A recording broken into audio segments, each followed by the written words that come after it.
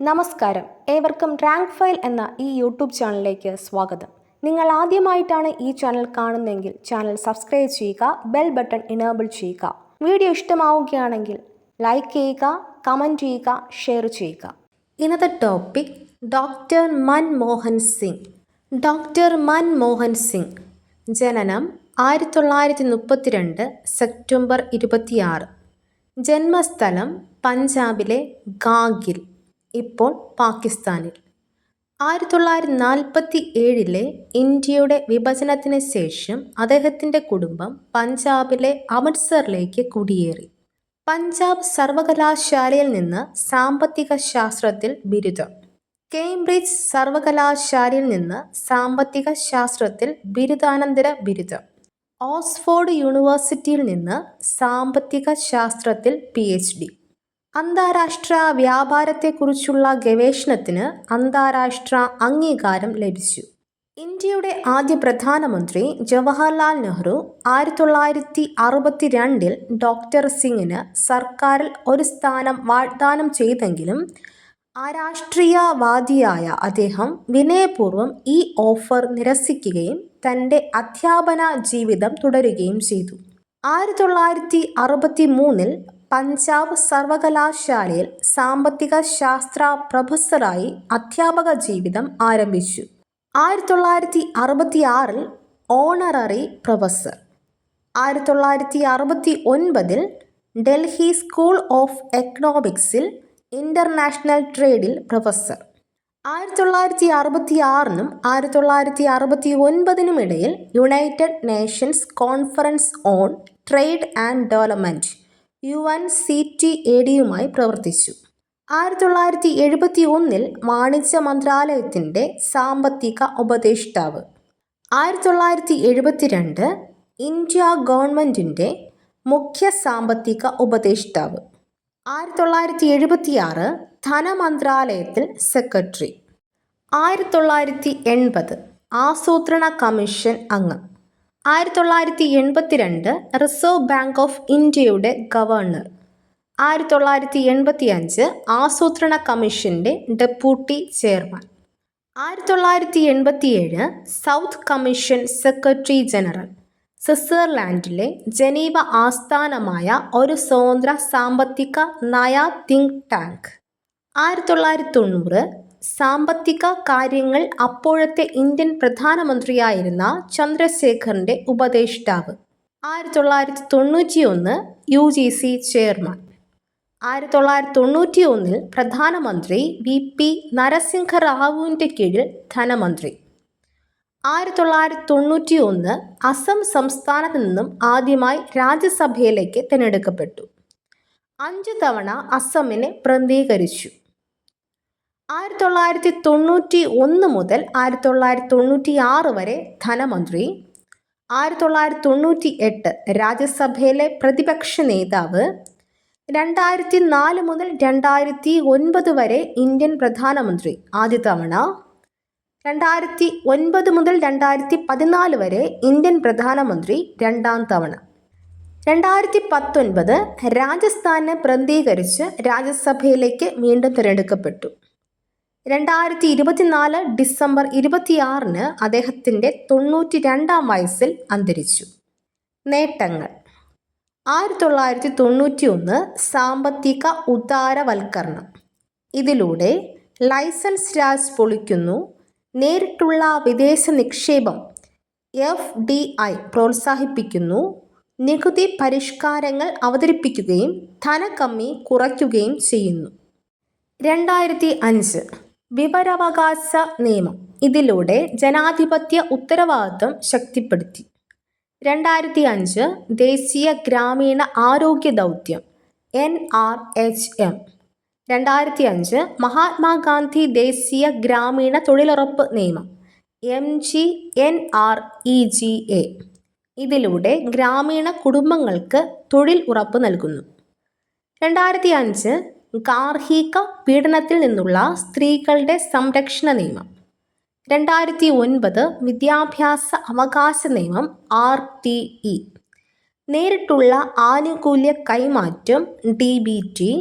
Unique identification authority of India UIDAI 2008 അമേരിക്കയുമായുള്ള civil ആണവ കരാർ, 2008 ചന്ദ്രയാൻ 1, 2010 ജനുവരി 11 നാഷണൽ സോളാർ മിഷൻ NSM, കാലാവസ്ഥാ വ്യതിയാനത്തെക്കുറിച്ചുള്ള ഇന്ത്യയുടെ ദേശീയ പ്രവർത്തന പദ്ധതി NAPCCയുടെ ഭാഗം.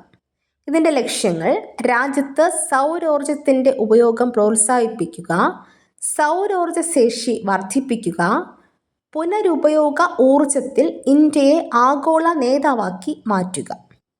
National knowledge network NKN, information and communication technology NMEICT വഴിയുള്ള വിദ്യാഭ്യാസത്തെക്കുറിച്ചുള്ള ദേശീയ മിഷൻ, 2013 ദേശീയ ഭക്ഷ്യസുരക്ഷാ നിയമം, ആധാർ പദ്ധതി, GDPയിലൂടെ സാമ്പത്തിക വളർച്ച, 2013 മാർസ് ഓർബിറ്റർ മിഷൻ മംഗൾയാൻ, ഇതിലൂടെ ചൊവ്വയുടെ ഭ്രമണപഥത്തിലെത്തിയ ആദ്യ ഏഷ്യൻ രാജ്യവും കന്യശ്രമത്തിൽ തന്നെ അങ്ങനെ ചെയ്യുന്ന ലോകത്തിലെ ആദ്യ രാജ്യവുമായി മാറി India. 2013 Indian national satellite system INSAT 3D, 2013 ഭൂമി ഏറ്റെടുക്കൽ അല്ലെങ്കിൽ പുനരധിവാസ നിയമം, ഇതിലൂടെ ന്യായമായ നഷ്ടപരിഹാരത്തിനും സുതാര്യതയ്ക്കും ഉള്ള അവകാശം ലഭ്യമാക്കി. ചരക്ക് സേവന നികുതി GST എന്ന ആശയം. കേംബ്രിഡ്ജ്, ഓക്സ്ഫോർഡ്, ബോലോഗ്ന യൂണിവേഴ്സിറ്റി തുടങ്ങിയ പ്രശസ്ത സ്ഥാപനങ്ങളിൽ നിന്ന് ഓണററി ഡോക്ടറേറ്റുകൾ ലഭിച്ചു. പ്രധാനമന്ത്രിയായിരുന്ന കാലത്ത് ടൈം മാഗസിൻ ലോകത്തെ ഏറ്റവും സ്വാധീനമുള്ള നേതാക്കൾ ഒരാളായി അംഗീകരിച്ചു. അവാർഡുകൾ, ബഹുമതികൾ. 1954 Adam Smith prize, 1987 Padma Vibhushan, 1995 Jawaharlal Nehru ജന്മശതാബ്ദി അവാർഡ്, 1997 ലോകമാന്യ തിലക് അവാർഡ്, 2002 മികച്ച parliamentarian award, 2010 order of king Abdul Aziz Saudi Arabia, 2010 world statesman award, 2014 order of Paulownia flowers Japan. Books. Changing India, a decade of economic reforms, India's economic reforms and agenda for the future, making democracy work for pro-poor development, the accidental prime minister, authored by Sanjaya ബാരു. Memorable quotes. India is a rich country inhabited by very poor people. Unity and secularism will be the motto of the government. We can't afford divisive polity in India. I would be the last person to say there is no scope for doing more. I honestly believe that history will be kinder to me than the contemporary media, or for that matter the opposition parties in parliament. Key points. ഇന്ത്യയുടെ ആദ്യത്തെ സിഖ് പ്രധാനമന്ത്രി, Indian സാമ്പത്തിക പരിഷ്കാരങ്ങളുടെ ശില്പി, ഇന്ത്യയുടെ ഏറ്റവും ആദരണീയനായ സാമ്പത്തിക വിദഗ്ധരിൽ ഒരാൾ, ഇന്ത്യയുടെ ആധുനിക സാമ്പത്തിക പാത രൂപപ്പെടുത്തുന്നതിൽ നിർണായക പങ്ക് വഹിച്ചു.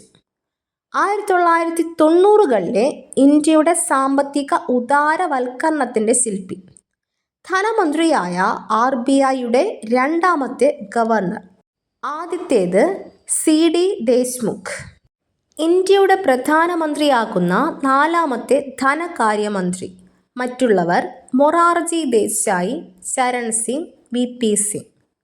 2004 മുതൽ 2014 വരെ 2 തവണ പ്രധാനമന്ത്രിയായി ഇന്ത്യയെ നയിച്ചു. ഇന്ത്യയുടെ 13ാം പ്രധാനമന്ത്രി, ഇന്ത്യയുടെ ആദ്യത്തെ അഹിന്ദു പ്രധാനമന്ത്രി, ന്യൂനപക്ഷ മതത്തിൽ നിന്നുള്ള ഇന്ത്യയുടെ ആദ്യ പ്രധാനമന്ത്രി. നെഹ്റുവിന് ശേഷം 5 വർഷത്തെ കാലാവധി പൂർത്തിയാക്കിയ ശേഷം വീണ്ടും തിരഞ്ഞെടുക്കപ്പെട്ട ആദ്യത്തെ ഇന്ത്യൻ പ്രധാനമന്ത്രി. ജവഹർലാൽ നെഹ്റു, ഇന്ദിരാഗാന്ധി, നരേന്ദ്രമോദി എന്നിവർക്ക് ശേഷം ഏറ്റവും കൂടുതൽ കാലം പ്രധാനമന്ത്രിയായിരുന്ന നാലാമത്തെ പ്രധാനമന്ത്രി. ഇതോടുകൂടി ഇന്നത്തെ ക്ലാസ് അവസാനിക്കുന്നു. മറ്റൊരു ടോപ്പിക്കുമായി വീണ്ടും കാണാം. ഈ വീഡിയോ നിങ്ങൾക്ക് ഇഷ്ടമായെങ്കിൽ ലൈക്ക് ചെയ്യുക, കമൻറ്റ് ചെയ്യുക, ഷെയർ ചെയ്യുക. തുടർന്നും വീഡിയോസ് കാണുന്നതിന് വേണ്ടി ഈ ചാനൽ സബ്സ്ക്രൈബ് ചെയ്യുക, ബെൽ ബട്ടൺ എനേബിൾ ചെയ്യുക.